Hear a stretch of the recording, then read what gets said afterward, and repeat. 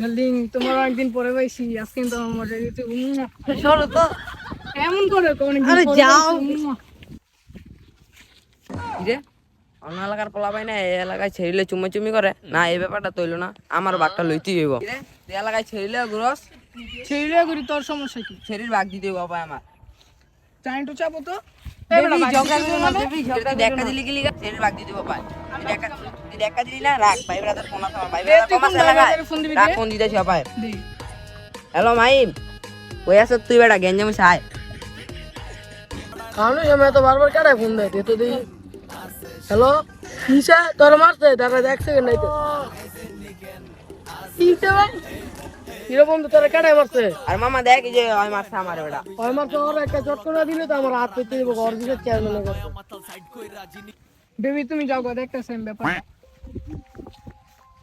Member আজকে বিচার কি নিয়া শুরু করো। চেয়ারম্যান সাহেব ওই মাইয়া লইয়া এলাকায় ঢুকছে এলাকার পোলাবেন না করে দিয়েছে। চেয়ারম্যান সাহেব অনেক কষ্ট করে গার্লফ্রেন্ডের লয়ে ঘুরতে আইছিলাম ঘুরতে আপনার এলাকার পোলাবেন আমার করদা দিছে কর দিত না কি করবো তুমি এলাকার বেরিয়ে ছিড়িলে চুমাচুমি করবা পোলাবেনে তোমারে কর দিত না। চেয়ারম্যান সাহেব অবয় যে আমার মারলো এটার বিচারটা কি হইব ভাই